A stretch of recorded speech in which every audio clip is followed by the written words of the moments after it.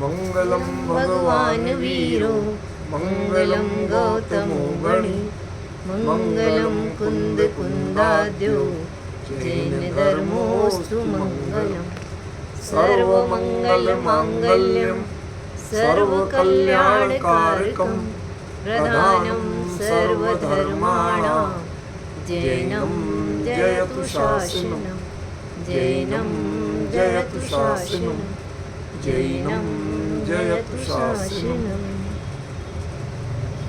यह आचार्य मानतुंग स्वामी द्वारा विरचित आदिनाथ स्तोत्र प्रणाम भक्तामर स्तोत्र है। इसकी चर्चा हम पिछले कुछ महीनों से कर रहे हैं, प्रत्येक रविवार को। बीच में कभी कभार अंतराल भी हो जाता है। आज इसका चौथा छंद चलेगा, जो पिछली बार भी इस पर थोड़ी चर्चा की थी हमने। पहले हम 3 छंद पढ़ लें भावपूर्वक, फिर चौथे पर चर्चा शुरू करेंगे। भक्तामर प्रणत मौलिमणि प्रभाण मोद्योतकं दलित पापतमोवितानं सम्यक् प्रणम्य जिनपादयुगं युगादा वालम्बनं भवजले पततां जनानां यः संस्तुतः सकलवाङ्मय तत्त्वबोधात् दोद्भूतबोधिपटुभिः सुरलोकनाथैः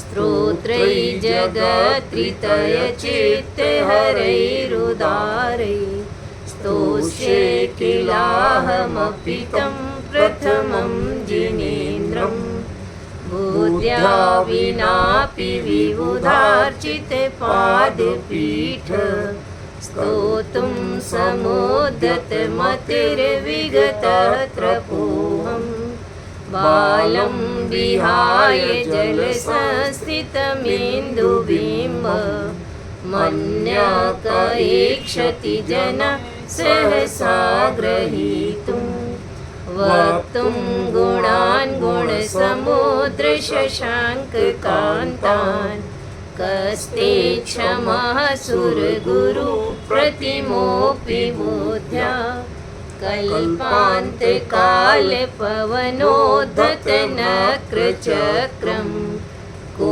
वा तरीतुमलमम्बुनिधिं भुजाभ्याम्।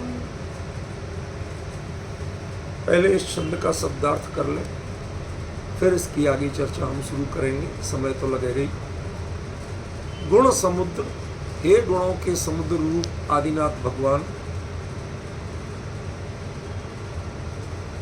तब आपके, इसमें शब्द नहीं है, जोड़ना पड़ेगा, तब माने आपके शशांक कांतान गुणान, चंद्रमा के समान कांति वाले गुणों को वक्तुम वर्णन करने में कह क्षमा, कौन सक्षम। ठीक है, जो हम तव कह रहे थे, तव की जगह इसमें ते शब्द दिया ना, कस्ते, वो 2 अलग अलग शब्द है। कह माने कौन और ते माने आपके। ठीक है ना, कौन समर्थ नहीं हो सकता है, जो बुद्धि से सुर गुरु प्रतिमोह, सुर गुरु के समान हो तो भी वह आपके चंद्रमा की कांति के समान गुणों का वर्णन करने में कैसे समर्थ हो सकते। ठीक है, क्यों? कल्पांत काल पवनोद्धत नक्र चक्रम, इसमें बिंदी गायब है, ध्यान से लगा लेना। कल्पांत काल, कल्प के अंत काल, जो प्रलय काल भी कहा जाता है, जब हमने बताया था पिछली बार के 49 दिनों तक लगातार बारिश होती है, सारी पृथ्वी जलमग्न हो जाती है। ठीक है ना, उसको वो ऐसी कल्पांतकालीन जो पवन जब लास्ट में चलती है 49 दिनों के बाद, 7 सप्ताह के बाद, तो उससे उद्धत नक्र चक्र, उससे जो नक्र और चक्र, ये दोनों शब्द ध्यान देने योग्य है। नक्र ये मगरमच्छ आदि को कहा जाता है, और चक्र माने समूह, जिनकी लहरों, अब समुद्र में लहरें उठेंगी, लहरों में ये जीव जंतु भी होंगे। और ऐसे नक्र चक्र वाले समुद्र को, समुद्र कहाँ दिया इसमें? अम्बुनिधिम। अम्बुनिधिम माने समुद्र। उसको भुजाभ्याम अपनी बाहुओं के बल से तरी तुम तैर कर पार करने के लिए को वा क्षमः कौन सक्षम है। ठीक है, ये तो सामान्य शब्दार्थ हुआ। अब अभी अपनी जो चर्चा चल रही थी वो पहली दो पंक्तियों पे चल रही थी, क्योंकि इसमें दो अलग अलग बातें कही। एक, भगवान के गुणों को कैसा कहा? चंद्रमा की कांति के समान। ठीक है ना। और उन गुणों का वर्णन करने में देवों के गुरु लोकांतिक देव आदि वो भी समर्थ नहीं है, उन जैसे लोग नहीं कर पाए, तो मैं तो क्या करूं। ठीक है ना। ये तो अपनी लघुता बताई। दूसरी जो दो पंक्तियां हैं उनमें इस कार्य को करने में कठिनाई क्या है, तो कहते हैं ये समुद्र के समान है। क्या ये कैसा है? समुद्र के समान है। आपके जो गुण हैं वो समुद्र के समान है। कैसे समुद्र के समान है? जिनमें कल्पांत काल की प्रलयकारी जो पवन चलने के कारण ऊंची ऊंची लहरें उठ रही हैं, जिनमें बड़े बड़े मगरमच्छ आदि जीव जंतु विद्यमान हैं। ठीक है ना। और ऐसी भयंकर लहरों और जीव जंतुओं से व्याप्त समुद्र को अपनी बाहुओं से पार करना जैसे कठिन है, ऐसे ही भगवान आपकी गुणों की स्तुति करना कठिन। तो शब्दार्थ ये असल में क्या कहना चाहते हैं आचार्य, वो तो जब जहाँ की चर्चा चलेगी तो खुलासा होगा अपने आप। अभी तो अपन ऊपर वाली बात देखें। इसमें भगवान को दो अलग अलग चीजें कही। भगवान को गुणों का समुद्र कहा और उनके गुणों को चंद्रमा की कांति के समान कहा। अब दो अलग अलग उपमाएं देना भाई, जब भगवान गुणों के समुद्र हैं तो उनके गुण समुद्र की लहरों के समान कहते तो एक लगता कि भाई आप सही उपमा दे रहे हैं, ठीक ठाक बात कर रहे हैं। लेकिन भगवान को तो कहा गुणों का समुद्र,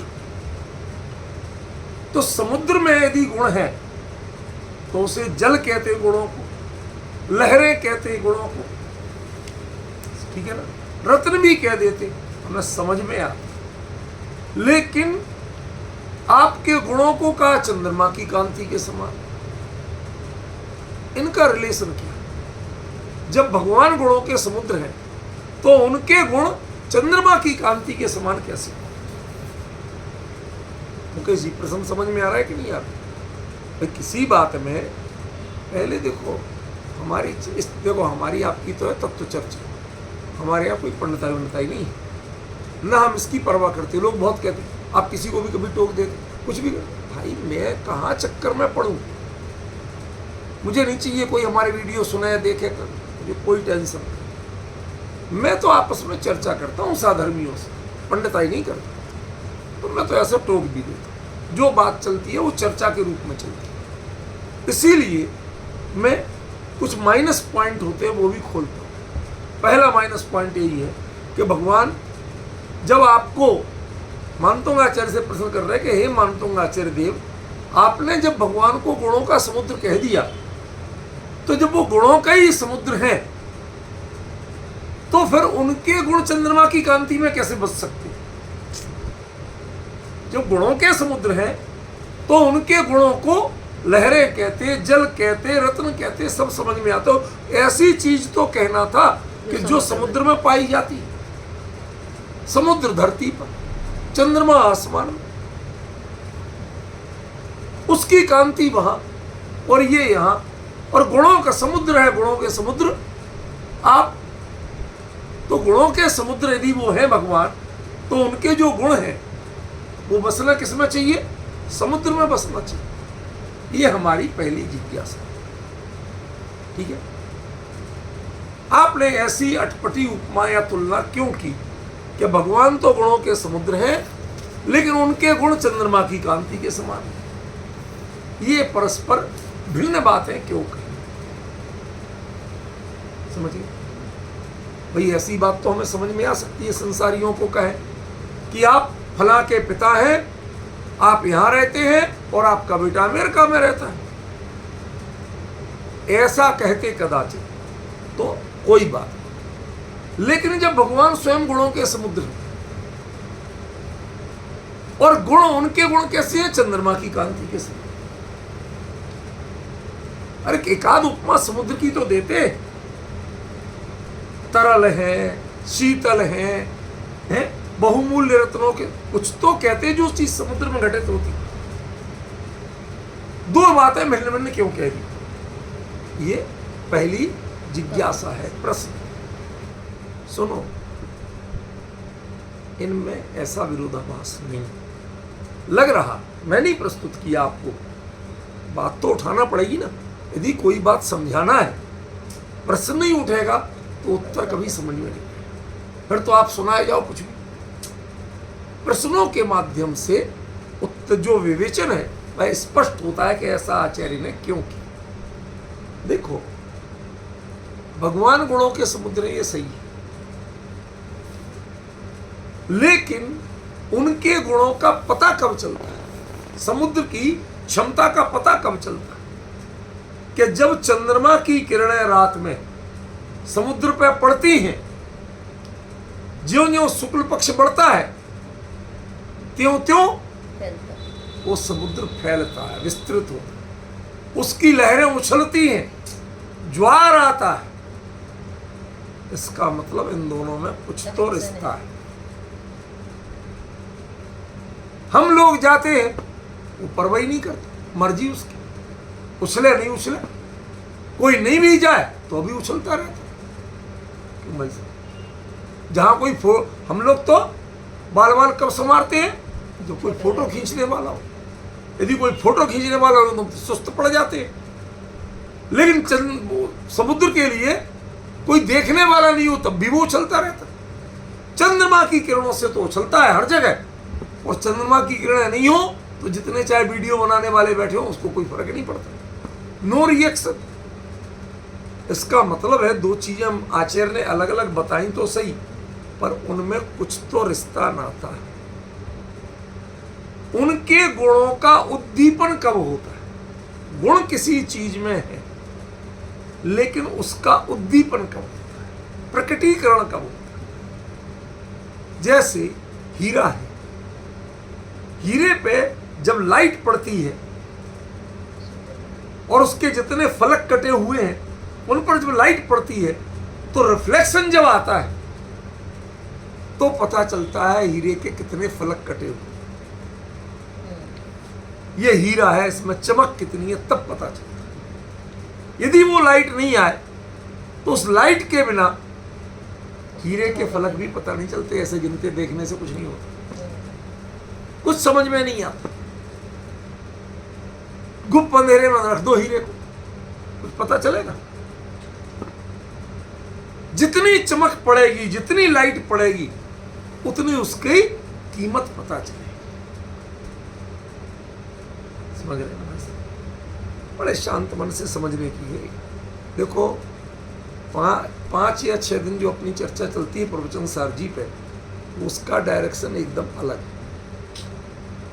वो बहुत सूक्ष्म तत्व ज्ञान की और वस्तु व्यवस्था पर है। ये भक्तामर स्तोत्र जो है, ये वस्तु व्यवस्था पर ग्रंथ नहीं, ये दर्शन का ग्रंथ नहीं है। भक्ति के भाव उमड़ते हैं और भक्त के वो राग भाव ही सही, लेकिन वो जो भक्ति के भाव हैं वो अपने आराध्य के प्रति कैसे उमड़ते हैं और वो अपने आराध्य को किस दृष्टि से देखते हैं, किस भावना से देखते हैं, उसका वर्णन इसमें।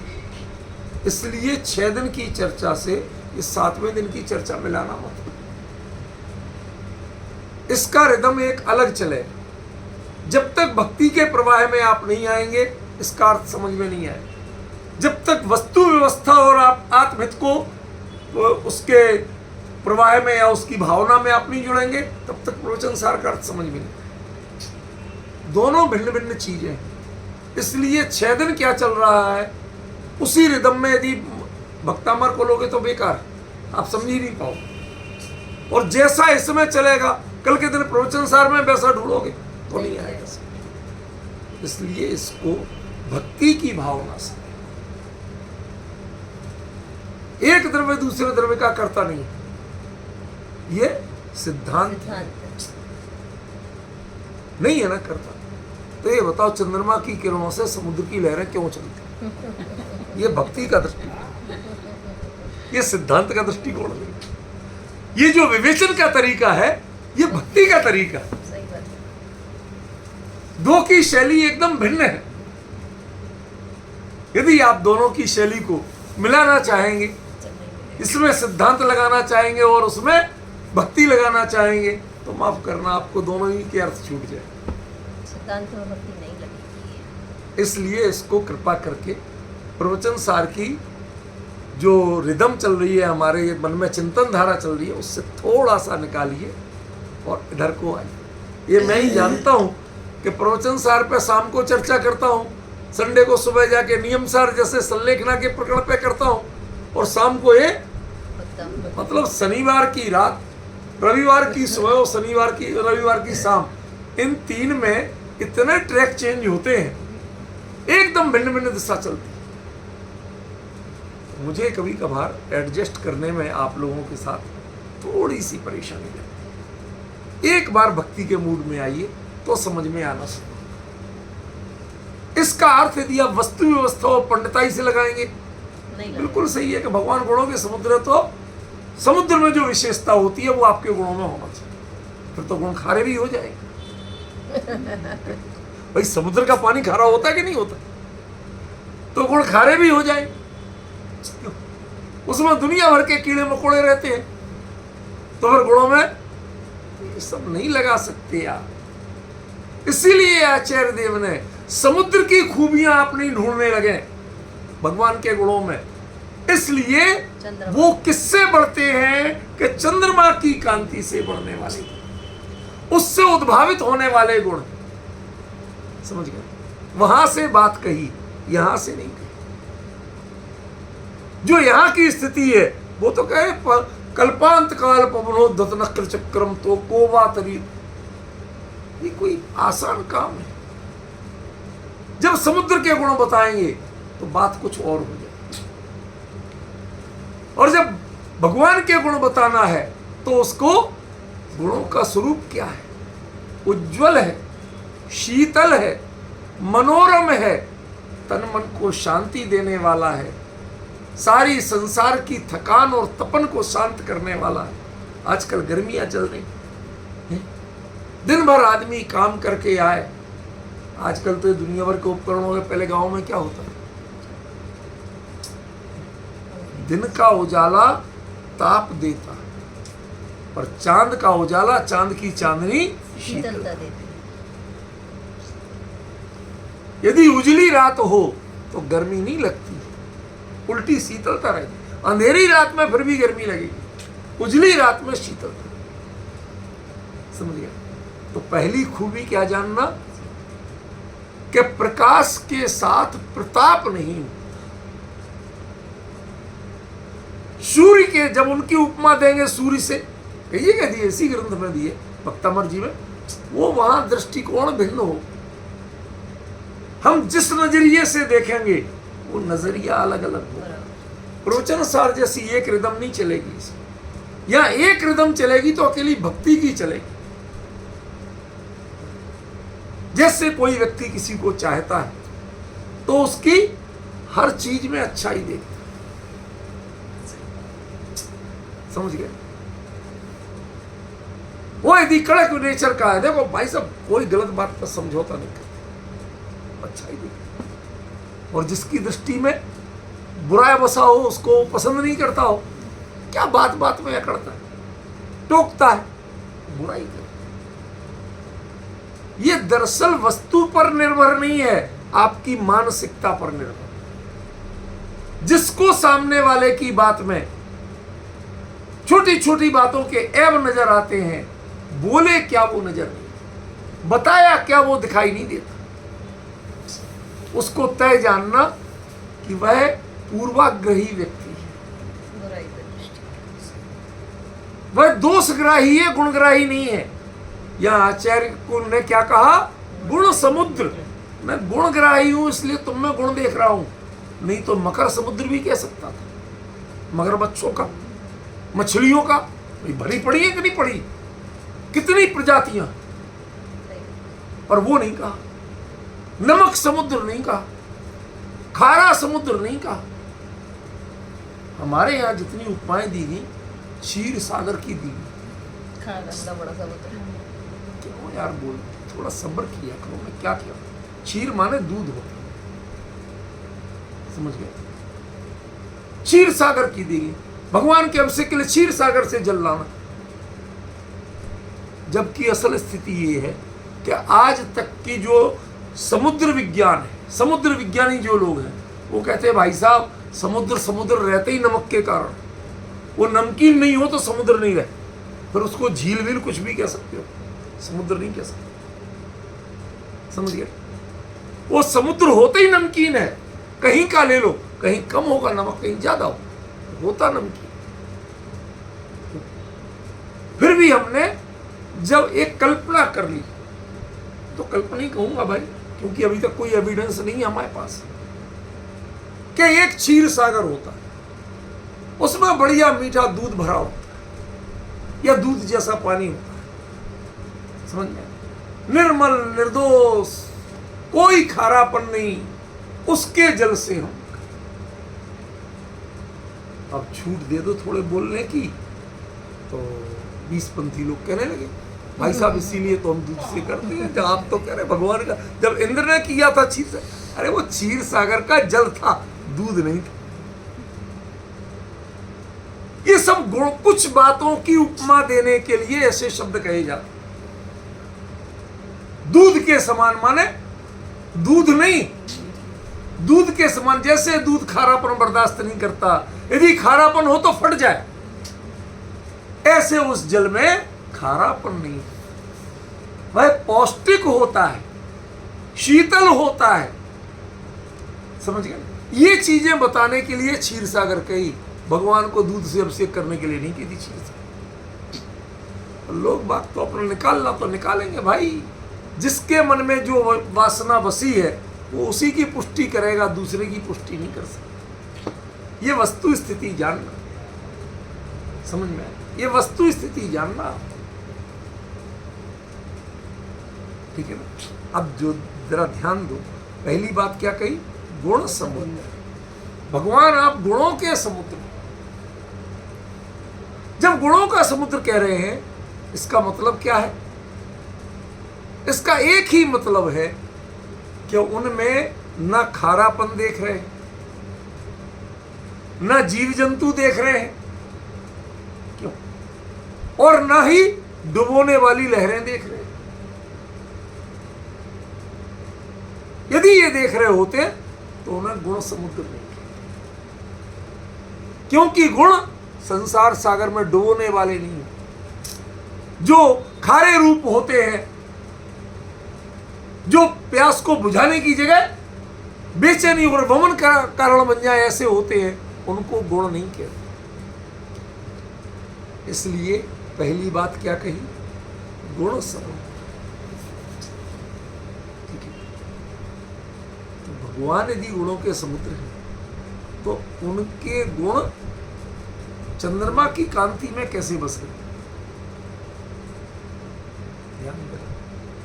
अब देखो भक्ति का प्रवाह शुरू हो रहा है, थोड़ा सा अभी शुरू में तो चर्चा शुरू करते हैं, एक बात बताना होती है किस पॉइंट पे चलेगा, तो पहले उसे थोड़ा तर्क युक्ति से समझाना। अब देखो भक्तामर में जो भक्ति का प्रवाह है वो कैसे आ रहा है, वो देखो। कांति चंद्रमा की, और उससे उल्लसित कौन हो रहे हैं? समुद्र की लहरें। खरेखर तो उन लहरों को कहा गया है गुण, लेकिन वो लहरें अपने पूरे रूप में प्रकट कब होती हैं, कहां दिखती हैं? कि जितनी चंद्रमा की कांति पड़ती है तब पूरी रात सुनो उनकी चिंगाड़। समझ रहे? पूरी रात सुनो। आप कभी रहे हो नहीं रहे हो, हमें कई बार रहने का मौका पड़ा। एक बार ठेठ पूर्णमासी के दिन अब सरकारी काम से गया हुआ तो पूरी, तो उन लोगों ने, वो सरकारी सिस्टम है, उन्होंने कहा साहब जैन साहब आ रहे हैं, उनको जरा बढ़िया से बढ़िया रूम दिलवाओ। और बिल्कुल समुद्र तट पे एक बढ़िया होटल का रूम दिलवा दिया। तो साहब आपके रूम में इतनी बड़ी बालकनी है और पूरे में शीशा लगा है, आप चाहो तो अपने पलंग पे बैठे बैठे या अपनी टेबल कुर्सी में बैठे बैठे पूरा समुद्र देख सकते। थोड़ी खिड़की खोल दो या दरवाजा खोल दो तो उन लहरों की आवाज और हवा भी पता चलेगी। पूरी रात सो। दिन में जितना वो शांत लगता था, जबकि हम दिन में सोचते हैं थोड़ा बहुत ऊधम करेगा, दिन में बिल्कुल शांत, और रात को मानो उछल उछल के पकड़ना चाहता। अभी जी थोड़ा आगे बैठ जाओ।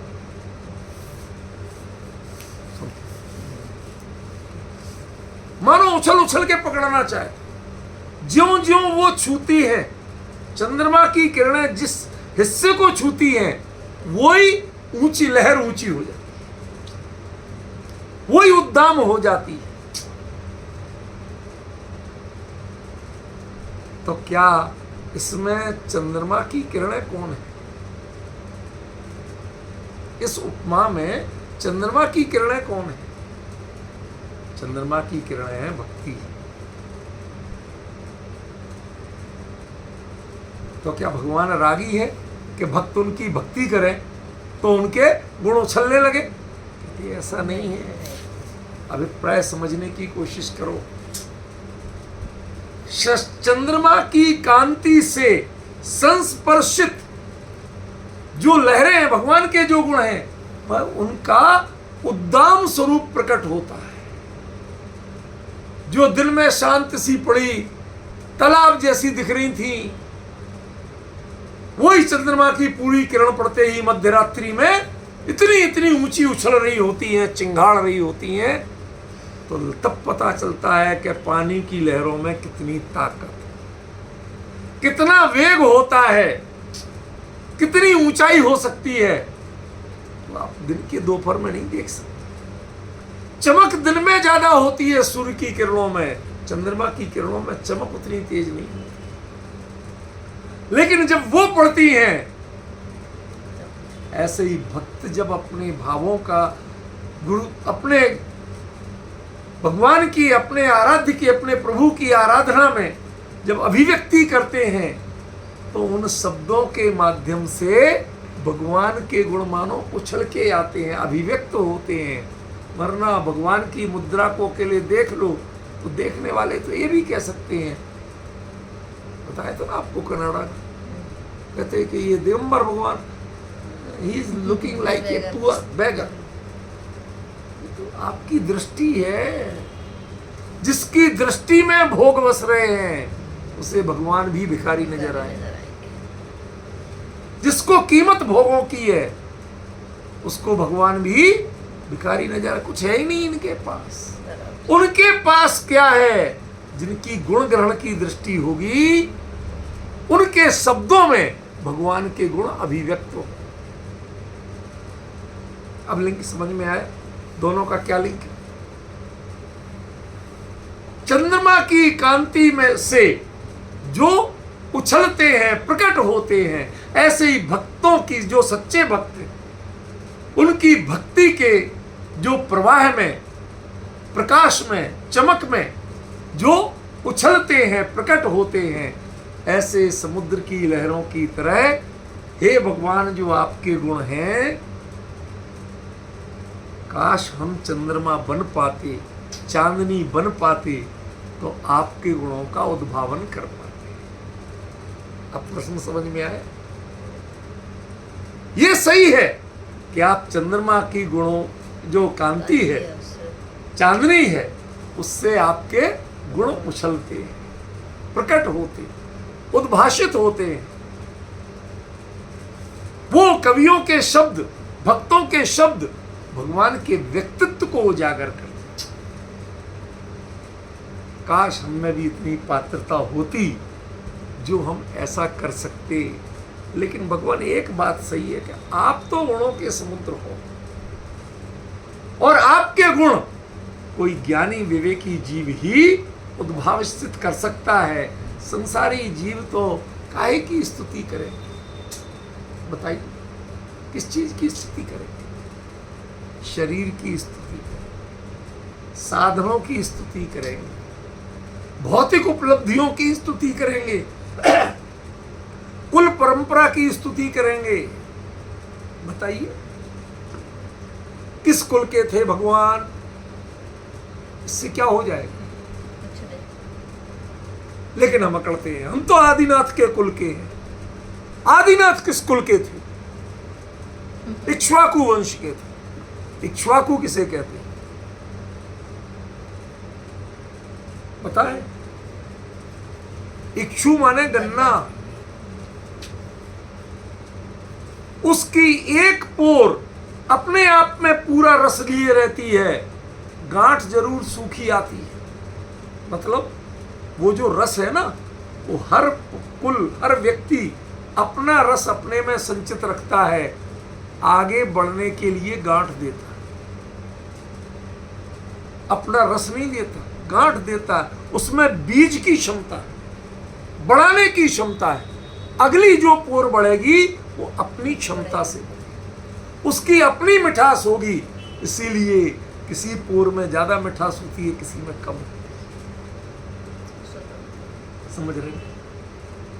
ऐसे इक्ष्वाकु वंश के थे। एक पोर कहीं काट के डाल दो, वहीं गन्ना उग जाता। उसके लिए अलग से बीज की जरूरत नहीं होती है। समझ गए? ऐसे ही तीर्थंकरों के, भगवंतों के, वीतरागियों के, तपस्वियों के कुल का एक व्यक्ति जहां पड़ जाए जाके, वहां जाके संस्कारों की फसल लहलहाने लगती है। तुम काट के भी डाल दोगे तो भी एक नई संतति, अच्छाई और संस्कार की संतति को जन्म देगा। वह इधर उधर की बातों में वह व्यर्थ नहीं जाए। समझ गए? इसके लिए इक्ष्वाकु वंश प्रसिद्ध था। मिठास दे, अलग से बीज की जरूरत नहीं। पूरा शरीर ही हर पोर में एक बीज को लिए हुए है। जहां पड़ जाएगा वहीं से एक नया गन्ना, एक इक्षु पैदा करने की क्षमता है। रस तृप्ति देता है, मिठास देता है और भोजन का भी काम करता है। औषधि भी है वो। ऐसे जिनके वचन भवरोग की औषधि होते हैं, जिनके वचन जिनके कानों में पड़ जाए तो अमृत के समान मिठास देते हैं। और लोग तो संसार की संतति को बढ़ाते हैं और ये गुणों की संतति को बढ़ाते हैं। इसलिए भगवान इक्ष्वाकु कुल के कहे गए। ये सब बातें ठीक हैं, अच्छी हैं। आपने कुल की व्याख्या कर ली, पर जो क्या इक्ष्वाकु वंश में नहीं हुए, उनके गुण कुछ कम थे क्या? नहीं। जो चंद्र वंश में, यदु वंश में, अलग अलग वंशों में हुए, उनके एकाध गुण कम थे क्या? नहीं। तो आप वंश से, कुल से और जाति से हमारे भगवान की स्तुति करना मत सीखिए। गुणों से स्तुति करना है। और कैसे करना है कि जितनी स्तुति आप करें उतने ही भगवान के गुण उछल उछल के सामने प्रकट हो, विकसित हो। जब भगवान की मुद्रा देखते हैं तो उतना समझ में नहीं आता है, लेकिन जब उन्हीं की स्तुति पढ़ते हैं तो समझ में आता है भगवान क्या है। मुकेश जी, अंतर समझ में आ रहा है? क्या कह रहे हैं? क्या अंतर पड़ रहा? अकेले मुद्रा देख के उतना समझ में नहीं आता। जब उनकी स्तुति पढ़ते हैं, स्तोत्र पढ़ते हैं, पूजा पढ़ते हैं, तो उनके एक एक गुण का उद्भावन होता है। हमारे मन में भाव विशेष आते हैं, अरे ये वो भगवान है। होता है कि नहीं होता है? होता है ना। ये उद्देश्य आचार्य का है। गुण समुद्र कहने के पीछे यह उद्देश्य है। ज्यों ज्यों भक्तों की चंद्र किरणें पड़ती हैं, उनके वचन रूपी जो प्रकाश वो पड़ता है, त्यों त्यों भगवान के गुण प्रकट होते हैं, उछलते हैं मानो। इसलिए कहा कि हे गुण समुद्र, तुम्हारे जो चंद्रमा की किरणों जैसे उद्भाषित होने वाले जो गुण हैं, उनको हम जैसे लोग कहां से बोल सकते? ते माने तुम्हारे, कहा माने कौन, क्षमा माने सक्षम है। सुर गुरु प्रतिमोपी, जो बुद्धि से देव गुरु लोकांतिक देव के समान हो, तो वो भी पूरा नहीं बोल सकते, वो भी हाथ जोड़ के विनय करते हैं। यदि किसी के पास शब्द परिपूर्ण हो तो उसे विनय करने की जरूरत नहीं। यदि शब्द उनके पूरी विनय कर सकते हो तो लोक विनय करने की जरूरत नहीं। हमारे पास शब्दों का टोटा पड़ जाता, वो क्षमता नहीं है कि आपके गुण हैं जैसे वैसे ही हम शब्द व्यक्त कर सकें। तो हम क्या करते हैं? ये देह की विनय तब शुरू होती है। कहते यहां तो देवों के गुरु जो हैं, लोकांतिक देव श्रुत केवली, उनके शब्द भी कम पड़ जाते हैं आपके गुणों का अनुवाद करने में, गुणों का कथन करने में, गुणों को प्रकट करने में, वो कम पड़ जाते हैं। तो फिर मेरी हैसियत अब तो समझ में आना शुरू कि आचार्य कह क्या रहे, इसमें चर्चा का मूल विषय क्या है, इसमें आचार्य कहां जुड़ रहे हैं और हम आपको कहां जोड़ रहे हैं। यदि आप भगवान की भक्ति करते समय कोई भी लौकिक आकांक्षा करते, उनके गुणों की, आजकल एक नया फैशन चल गया भाई, लोग कहते भगवान को ज्ञान दे रहे क्या? यदि तत्व ज्ञान परक पूजा स्तुति हो तो लोग कहते भगवान को ज्ञान दे रहे क्या, उनको सिखाओगे? अरे उनसे तो भाई साहब भगवान आप ही हो, जो कुछ कर दो सो। इसे भक्ति मानते, समझ रहे हो? ये भक्ति का स्वरूप विकृत करने वाली बातें। भगवान गुणों के समुद्र हैं और आप गुणों की अभिव्यक्ति करने की कोशिश करो, एक एक गुणों का कथन करने की कोशिश करो, उसकी महिमा बताने की कोशिश करो, उसकी गहराई पहचानने की कोशिश करो। वो लहर यदि इतनी ऊंची खड़ी हो जाती है तो नीचे कितनी गहराई से आ रही है, कभी पहचाना आपने? सही बात है। वो पहचानने की कोशिश करें। पर आपने गुणों का अनुवाद करना सीखा नहीं, गुणों को पहचानना कर सीखा नहीं, गुणों का कथन करना सीखा नहीं। जो गुण भगवान में नहीं है उनकी चर्चा करना आप खूब सीखें। प्रभु पतित पावन मैं अपावन, चरण आयो शरण जी, यो विरद आप। भगवान ने कब ठेकेदारी ली तुम्हारी? कब ली ठेकेदारी? कहाँ लिखा उनने क्या जिसको समस्या हो मेरे पास आओ? हम मान के बैठ गए। यो विरद आप निहार स्वामी।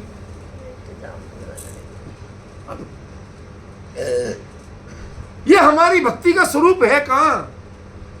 प्रभु पतित, वो पतित अवस्था से पावन अवस्था को प्राप्त हुए ये तो ठीक है, लेकिन पतितों को पावन करने वाले ये अर्थ गलत है। बराबर। पर सब यही अर्थ लगाते, प्रभु पतित पावन, और कुछ महापुरुष मिल जाते वो और भी अनर्थ करते हैं। वो कहते हैं प्रभु पतित पावन में अपावन चरण आयो शरण जी। भाई साहब हाथ जोड़े ऐसे लोग, भगवान के नहीं जोड़ रहे, इनके पहले जोड़ लो, बच के रहो इनसे। समझ में आया ना? ऐसे ऐसे महापुरुष क्या पढ़, अरे इसीलिए कहते भैया भावों को समझ के स्तोत्र पढ़ो, स्तुति पढ़ो, भक्ति पढ़ो। तुम्हें भाव का ही पता नहीं, तुमने प्रभु को ही पतित बना दिया और अपने को पावन कह रहे। ये अनर्थ नहीं करना। कोई भी विनय करना हो, कोई भी भक्ति करना हो, कोई भी स्तुति स्तोत्र पढ़ना हो, सबसे पहले ये जानना कि तुम्हारे वचनों में भगवान के गुण आ रहे हैं या नहीं आ रहे, ये पहचानने की कोशिश करो। यही तुम्हारी दृष्टि होना चाहिए। इसलिए भगवान को क्या कहा? गुण समुद्र। उन्हें क्षीर सागर भी नहीं किया, नहीं तो तुम दूध निकालते हो उनमें से 2-4 बाल्टी दूध ही ले आओ भाई, घर में काम आएगा बाल बच्चों की। समझ गए? सब चीज में अनर्थ होना था, इसलिए उन्होंने क्या कहा? सोच समझ के भगवान गुणों के समुद्र। अब इनमें से कुछ निकालना तो गुण निकालना, बाकी चीजें मत निकालना। अब तय कर लो कि कौन कौन ऐसा निकालता है। जब आप उनके सामने खड़े होते हो, हाथ जोड़ते हो, किस भाव से हाथ जोड़ते हो? कौन सी पूजा में मन लगता है और कौन से भगवान में मन लगता है, ये भी सोचो। कई लोगों के लिए पार्श्वनाथ ही सब कुछ। भाई साहब कुछ भी कहो, सब तीर्थों पर पार्श्वनाथ स्वामी की तो बात ही अलग। क्यों? अरे उन्होंने अपना दुख खुद दूर नहीं किया था, अपना उपसर्ग दूर नहीं किया था, कोई परवाह नहीं की थी। जो हो रहा सो कर रहे थे हम, उन्होंने अपने परिणाम संभाले थे। जिन्होंने अपना उपसर्ग दूर नहीं किया, उनको तुम अपना उपसर्ग दूर करने की ड्यूटी देते हो,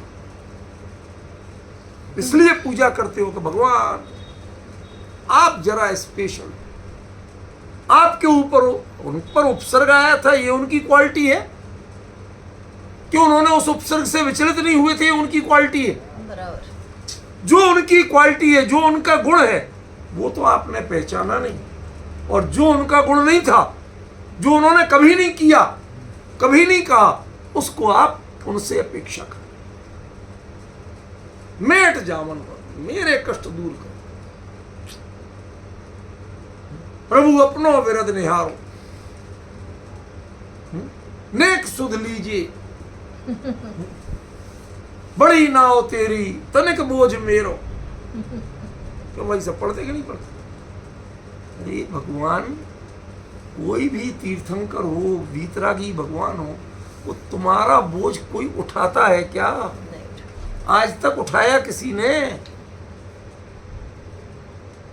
यदि ये उठाते तो आदिनाथ भगवान मारीच को जरूर है, अपनी तो पोता है, ले गए।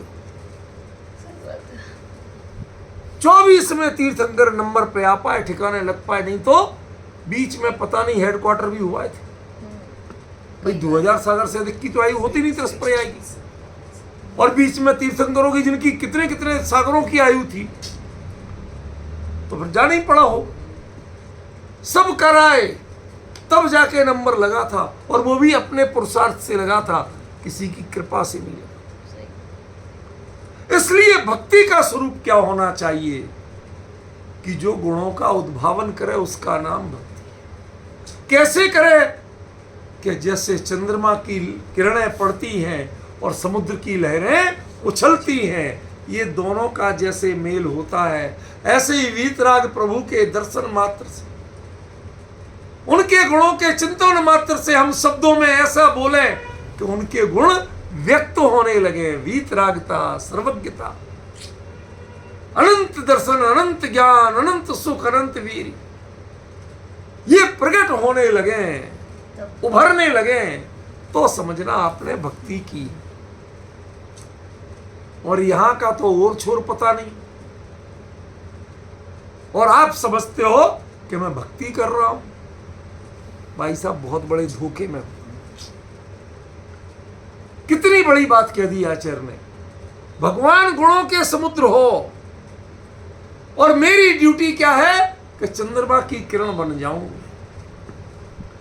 ताकि जो आपके गुण हैं वो अधिक से अधिक मेरी भक्ति में प्रकट होने लगे। मेरी भक्ति में कुछ और, मेरी भक्ति किसी काम नहीं आना चाहिए। घूरा बोलते ना, घूरा, कूड़े का ढेर, उस पर भी चंद्रमा की किरणें पड़ती, तो उसमें थोड़ी बहुत खुशबू आना शुरू होती। दुनिया में किसी चीज पे पड़े, गारंटेड रिएक्शन अच्छे रूप में आता है तो मात्र समुद्र में। कामियों के आता, वो क्या पता उसी समय दूसरा पड़ा है, वो रो रहा है अपने विरह में। कोई चीज की गारंटी नहीं, किसी भाव की गारंटी। लोग कहते हैं कि चंद्रमा की किरणें बड़ी शीतल होती हैं, और ये कामियों के काम शास्त्र कहते हैं साहब गृहिणियों को संताप देती। मतलब ये तो तय है कि बाकी चीजों में इसकी कोई गारंटी नहीं कि ये सही इफेक्ट करता है। एक ही जगह गारंटेड सही इफेक्ट करता है, और वो क्या है? समुद्र। भगवान गुणों के समुद्र हो, और मेरे जो वचन हैं, मेरे जो भाव हैं, वो आपके गुणों के उद्भावन का काम करें। That's it. ये भक्ति का स्वरूप। गुण के अलावा दूसरे की चर्चा करना नहीं, सांसारिक स्वार्थ का विकल्प करना नहीं, संसार की अनुकूलता और प्रतिकूलता इसका विकल्प नहीं करना भाई साहब। पर होता क्या है? वो ज्यादा जोर से भक्ति करता है जिसके जितनी बड़ी घर में समस्या बैठी। गलत क्या?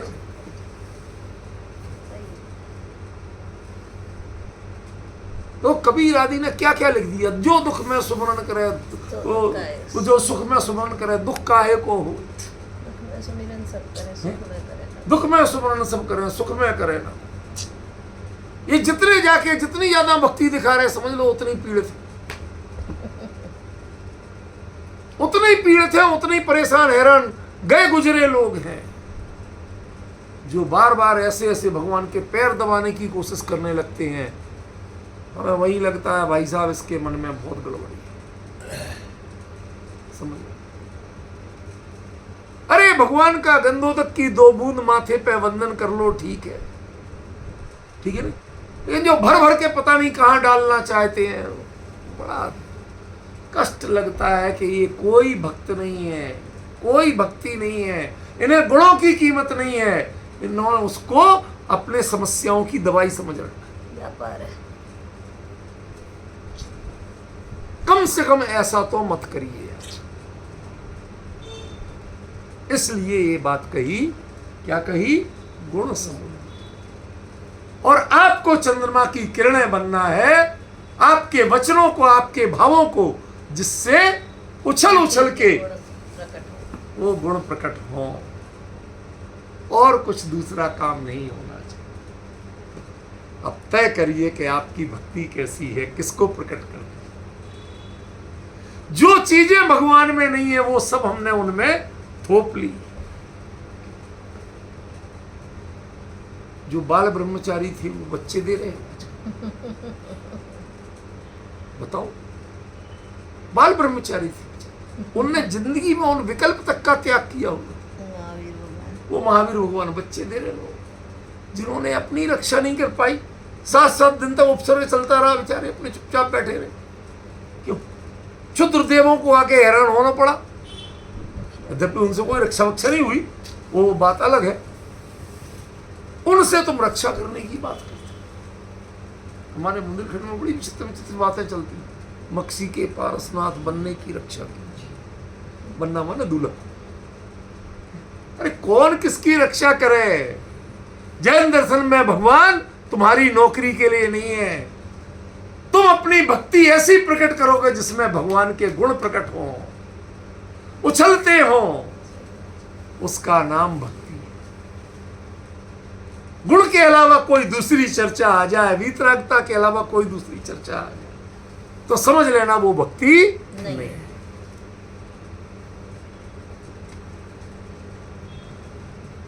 अरे भक्ति सीखना है तो लौकांतिक देवों से सीखो।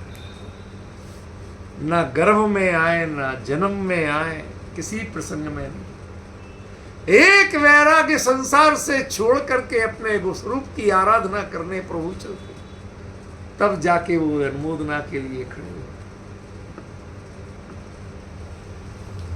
इनसे सीखो भक्ति क्या हो।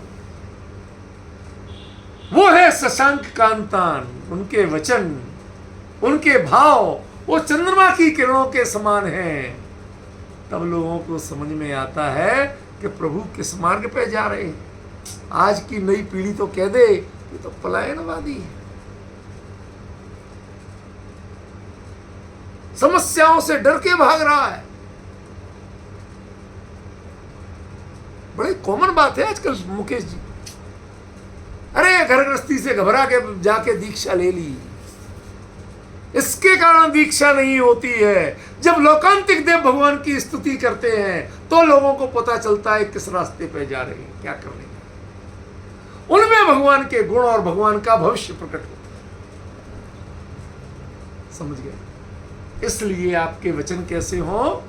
शांत का। और भगवान का व्यक्तित्व गुणों का समुद्र है। उनका वक्तुम उनको कहने में कौन समर्थ है? किनको कहने में? गुणों को। किनके गुणों को? इनके और इनके दोनों के गुणों को। गुण माने प्रभाव, या गुण शब्द का अर्थ क्या अर्थ हो जाएगा? इधर गुण समुद्र में गुण का अर्थ आत्मा के गुण, ठीक है ना? और यहां गुण का अर्थ वो नहीं है, यहां प्रभाव है। चंद्रमा की किरणों की कांति पड़ी और भगवान के गुण नहीं तो वीतराग के गुणों को जाने कौन? ये स्तुति करने वाले, भक्ति करने वाले लोकांतिक देव जैसे आते हैं। तब लोगों को पता चला जब आदिनाथ प्रभु दीक्षा ले रहे थे, महाराज क्या हुआ? अभी तक तो असी मसी कृषि वाणिज्य शिक्षा सिर्फ सिखा रहे थे, हमारे गुरु बने हुए थे, हम तो वैसे गुरु मान रहे थे आपको।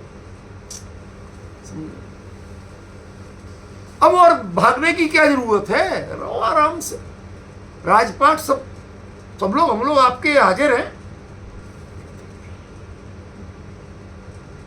अब जिस रास्ते पे जा रहे हैं उनके गुणों का कथन वक्तुम बोलने में कौन समर्थ है?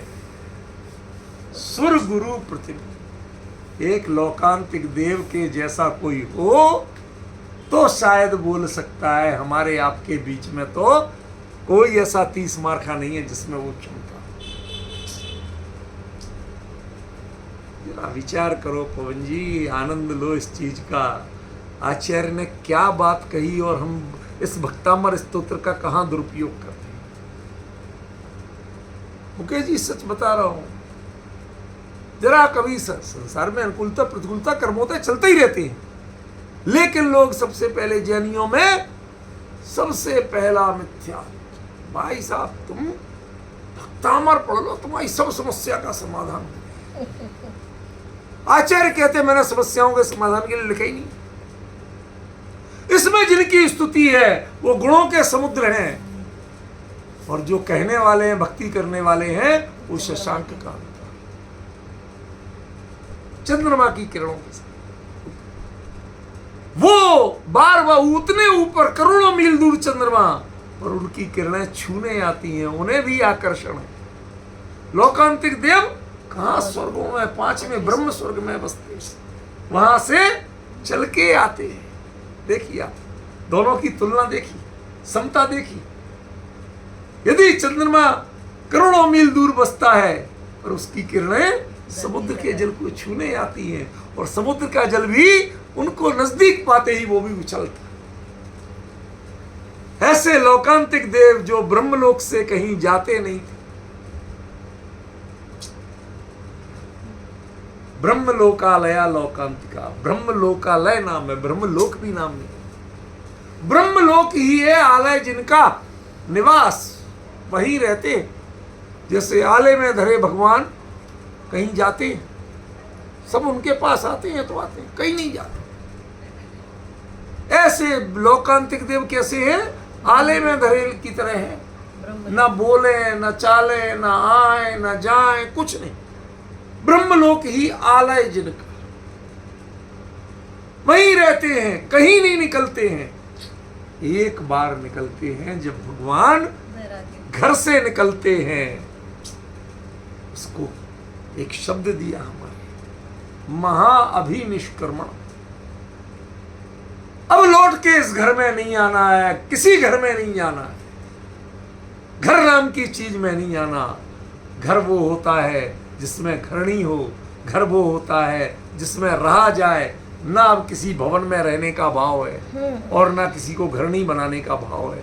ये सब भाव छोड़ दिए जिन्होंने, ऐसा महाअभिनिष्क्रमण, ऐसे निकले कि लौट के बाहर नहीं, अंदर नहीं आएंगे। जैसे हाथी के दांत निकलते हैं तो लौट के मुंह के अंदर नहीं जाते। ऐसा महाअभिनिष्क्रमण जिनका हो रहा है, उस प्रसंग में जो लोकांतिक देव एक बार आते हैं, और वो करते क्या है? अपना लोग नहीं समझ पा रहे कि भगवान क्या कर रहे, उन गुणों का उद्भावन करते हैं। प्रभु आपको ऐसा जो भाव हुआ, ये भाव जब पूर्णता को प्राप्त होगा तो आपके व्यक्तित्व में क्या होगा और आपके जो चारों ओर लोग होंगे उनका क्या होगा। उसका भाव पूर्ण वर्णन करते हैं मुकेश जी। उसको कहते हैं वक्तुम गुणान गुण समुद्र शशांक कांता कस्ते क्षमा सुर गुरु। जो बुद्धि से, अरे बुद्धि तो बहुत लोगों में होती है, लेकिन बुद्धि से करते क्या हो? कई लोग तो बम बनाते हैं, सही बात। कई षड्यंत्र करते हैं, कई झगड़े लगाते हैं। ये चुगलियां जो है ये बुद्धिमान करते हैं कि बेवकूफ करते हैं? बुद्धिमान, अरे किससे कहना, कहाँ इसका असर जाएगा। सारे ये सीरियल वील देख लो, यही लगता कि इनमें सब बुद्धि कितनी है, गजब की है, लेकिन जितनी बुद्धि है वो सब विनाश काले उसी में लग रही। बुद्धि तो वो है जो देव गुरुओं के पास होती है, लौकांतिक देवों के पास होती है, एक बार प्रकट होती है जब भगवान संसार से अभिनिष्क्रमण करते हैं, संसार छोड़ के अपने स्वरूप की आराधना के लिए चलते हैं, तो एक बार आते, प्रभु जो रूप आप ग्रहण करने वाले हो उस रूप को हम अपने में ही देखेंगे, आपका भी देख लेंगे। सच बता रहा हूं आपको, दीक्षा नहीं देखते हम, दीक्षा के भावों की अनुमोदना करके चले जाते, स्तुति करके चले जाते हैं। समझ रहे ना भाई साहब? क्यों? आपके भावों को हमने जान लिया, उन भावों को अपने हृदय में संजो लिया। अब जो कार्य आपका देख के क्या करेंगे, हम तो अपने में करके बताएंगे। ये संकल्प लेके चलो। कस्ते क्षमा सुर गुरु प्रतिमोति। भाई साहब समझ में आ रहा है? ऐसी बुद्धि हो तो सही। भगवान की भावना देखी, उनके गुण देखे, उनके अंतरंग का वैराग्य देखा, वैसा अपने हृदय में संजोया। आपके घर हलवा बनता देखा, गौर से देख ली विधि, मांग के नहीं खाएंगे आपका। अपने घर कुलीन है, अपने घर में बना के खाए। हमें तो खाली प्रोसेस जानना थी, इसलिए आपके पास आए थे, भूखे नहीं आए थे आपके पास।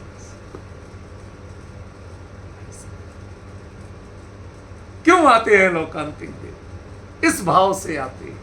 इस भाव की कदर करो तो समझ में आएगा ये छंद क्या कह रहा है। यदि गुणों के अलावा अन्य किसी की चर्चा कर ली, विकल्प भी आ गया, तो भक्तामर के पात्र नहीं हो आप, ये समझ लेना। समय हो गया, विशेष चर्चा।